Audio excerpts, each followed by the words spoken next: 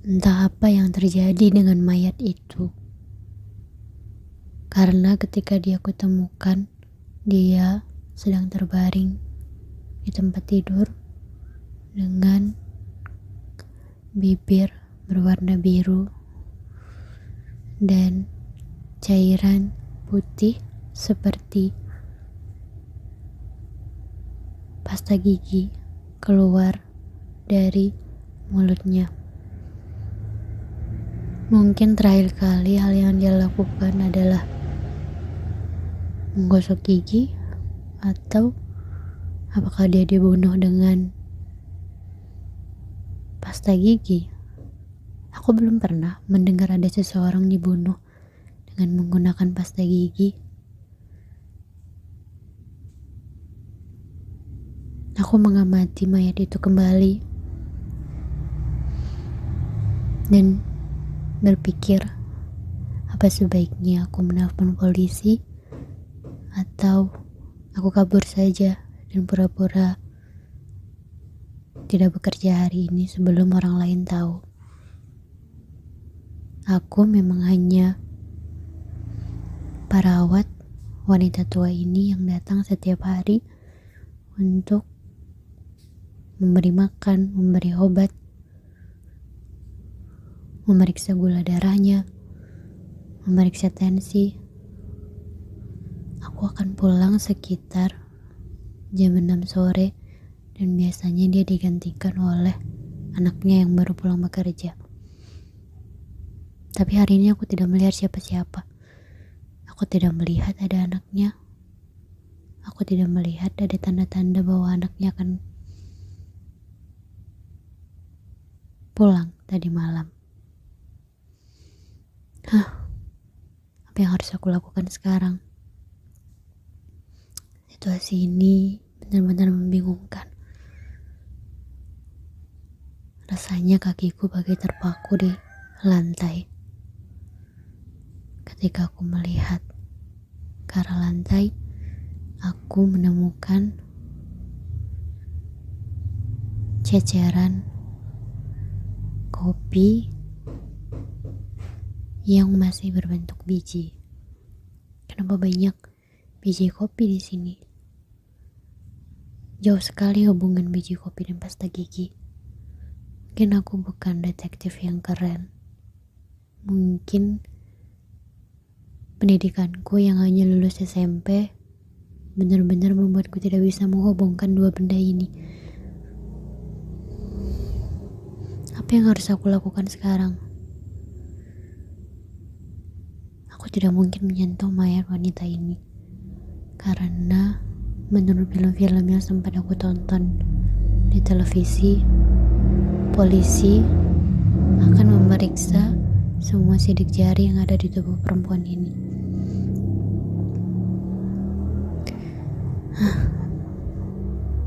Aku tidak tahu nomor telepon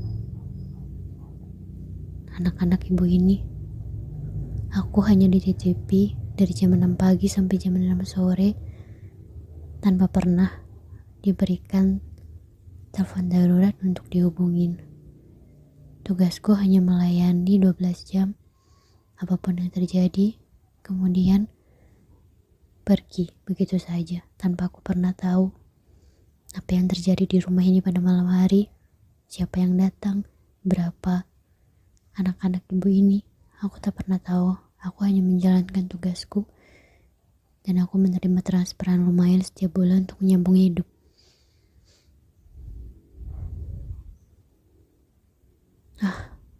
Aromanya sungguh tidak enak.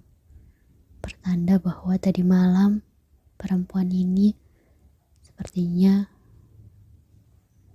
tidak ada yang menemani. Tidak ada yang mengganti popoknya.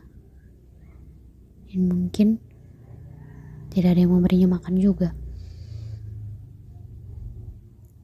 Oke, aku harus pergi secepatnya. Tok, tok, tok, tok. Mendadak di pintu ada suara. Biasanya jam segini tidak ada satupun orang yang datang, karena aku belum pernah bertemu orang lain di rumah ini. Aku ragu apakah aku akan membuka pintu itu dan mereka menduga-duga sesuatu padaku, atau aduh, suara ketukan di pintu itu makin kencang. Tok tok tok tok tok tok. Oke, kuputuskan untuk berjalan ke arah pintu dan kemudian membuka pintu itu. Kupastikan wajahku cukup kaget untuk tidak dituduh sebagai pembunuh. Ketika aku membuka pintu, tidak ada siapa-siapa di sana. Aku celingak-celinguk kiri dan kanan untuk memastikan bahwa tadi ada orang yang mengetuk pintu. Setelah aku pastikan bahwa tidak ada orang, aku berdiri depan pintu dengan ragu. Apakah saatnya sekarang untuk kabur? Aduh. Aku mengambil tas di atas meja, bersiap-siap untuk meninggalkan rumah itu dan membiarkan semuanya sampai polisi datang dan menemukan mayatnya, atau mungkin anak-anaknya datang dan melihat bahwa ibunya sudah tidak bernyawa.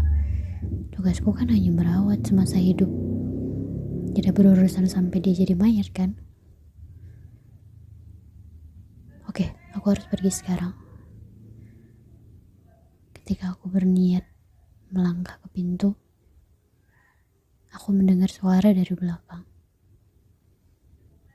"Jangan pulang," kata suara itu. Bulu kuduku merinding. Aku pelan-pelan menoleh ke belakang, berharap tidak ada sesuatu makhluk pun yang aku lihat di belakang.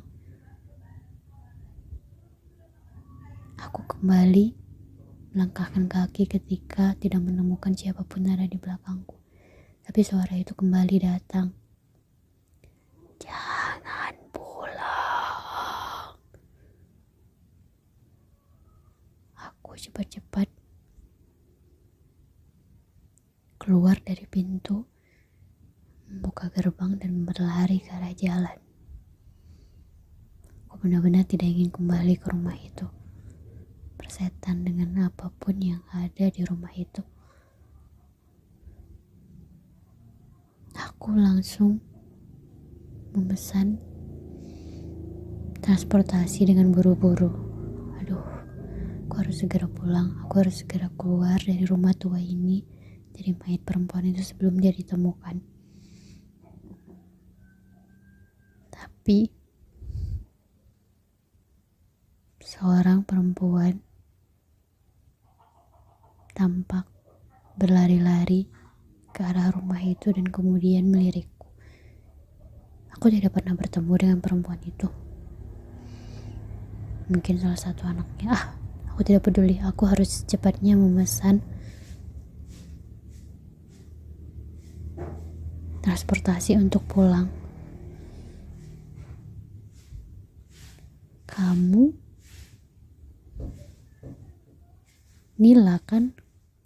kata perempuan itu sebelum memasuki gerbang utama rumah.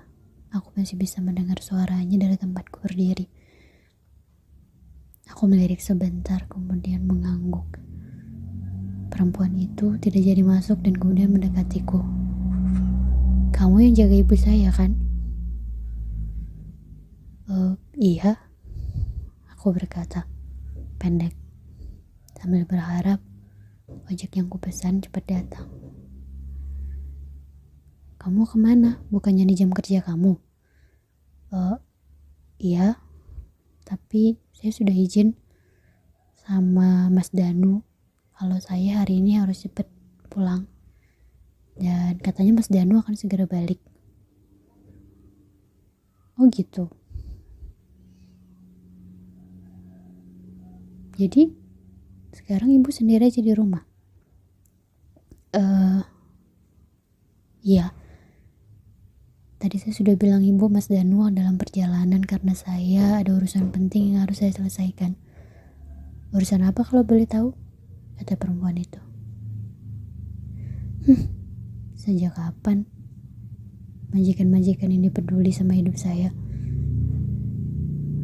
Biasanya juga transfer aja. Dan itu juga gak usah sok mengulik hidup saya, kata aku dalam hati. Ibu saya kecelakaan dan saya harus mengantar ibu saya ke rumah sakit, Mbak. Nah, itu ojek saya sudah datang. Mbak, saya duluan ya, titip ibu. Permisi. Aku segera melaju dengan ojek yang kupesan, meninggalkan perempuan itu di depan gerbang. Lega rasanya. Walaupun mungkin setelah melihat perempuan itu mati, dia akan bercuriga denganku. Tapi ya, biarkan saja mereka berurusan dengan mayat itu. Toh aku tidak melakukan apa-apa dengan mayat itu. Ketika sampai di rumah, aku segera masuk ke dalam rumah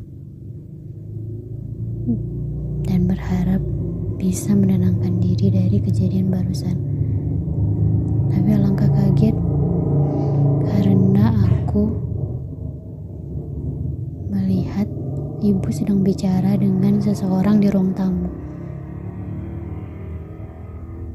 Aku tak sengaja menendang sendal di pintu dan tampaknya aku kenal sekali dengan sendal itu.